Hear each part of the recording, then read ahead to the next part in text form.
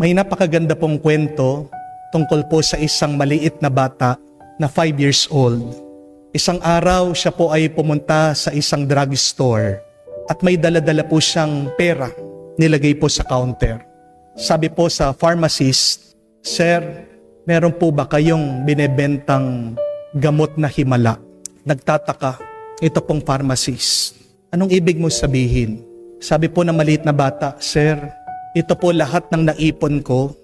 Nag-iipon po ako para makabili ako ng bisikleta. Pero ngayon po, may sakit yung aking ina. At sabi po ng doktor na tanging himala na lang po ang makakapagpagaling sa kanya. Meron po ba kayong gamot na himala?" At sabi po ng pharmacist, "Bata, walang himala dito. Pero kung gusto mo ng himala, libre lang. Tabi ng drugstore ay may simbahan, pumunta ka kay Jesus. Magdasal ka sa Kanya.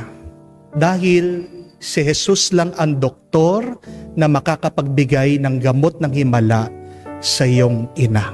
Dali-dali po itong bata tumakbo sa simbahan, dala-dala yung kanyang pera. At nakita po niya itong larawan ng ating Panginoon nakapako sa krus. Tinapon po yung pera doon sa paanan ng ating Panginoon. Sabi, "Jesus, ito po yung ipon ko. Hindi na po ako bibili ng bisikleta. Tulungan niyo lang po yung aking ina. Hindi ko man po kayo matutulungan nang bumaba dyan sa krus. Alam ko po, nahihirapan kayo. Alam ko po, maraming nagdadasal sa inyo. Alam ko po, busy kayo. Pero mahal na mahal ko po yung aking ina. Sige na po, tulungan niyo yung aking nanay." Pero kahit na paano po siya magdasal, tahimik lang daw po si Jesus sa krus. Hanggang sumagot po ulit itong bata. Sabi niya, "Kung hindi niyo po ako matutulungan, pupunta na lang po ako doon sa inyong ina, si Mama Mary. Di ba mahal na mahal niyo din po yung inyong ina? Pwede niyo po ba tulungan yung ina ko din? Magpapatulong lang po ako sa inyo." At habang po palang nagdadasal yung bata, napadaan yung parish priest, yung pare, naririnig siya. At biglang lumapit doon sa bata, sabi, "Bata, kung magdadasal ka sa Diyos, makiusap ka. Huwag ka mag-alala. Tutulungan ka niya kung mananalig ka." Naawa po itong parish priest, tinulungan po pauwi yung bata. Sabi po ng pare, "Dalhin mo na yung pera mo. Basta't pagdasal mo yung nanay mo. Sige, pagdadasal ko din siya." At habang pauwi, kinekwento daw po ng bata yung nangyari, yung sinabi ng doktor na himala na lang ang magpapagaling doon sa kanyang ina. Kinwento po ng bata na pumunta siya doon sa pharmacist, sinabi ng pharmacist na wala siyang gamot na himala, tanging si Jesus lang. At nung pag-uwi po nila doon sa kanyang bahay, nabigla po sila dahil wala yung nanay niya doon sa kama.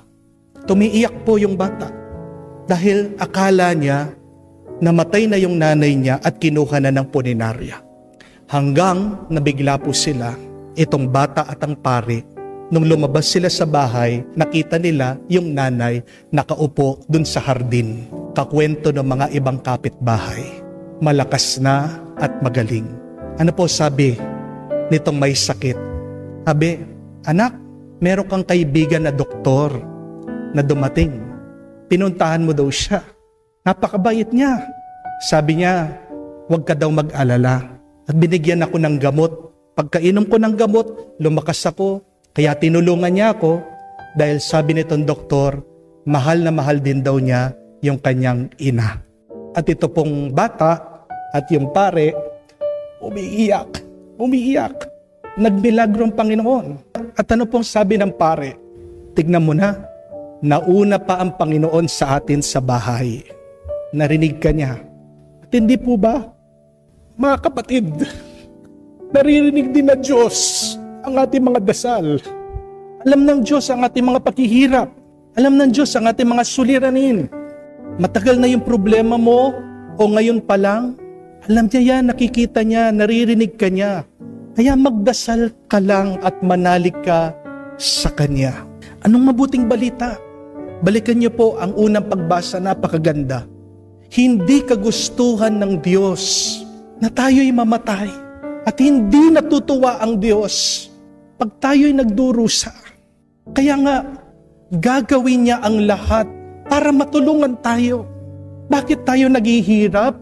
Anong paliwanag ng karunungan ng libro? Ito ay dahil sa masama at madalas kasalanan din natin. Pero kung gusto natin magkaroon ng kaayusan at kapayapaan at kabutihan ang ating buhay, anong kailangan nating gawin? Na lumapit tayo kay Jesus.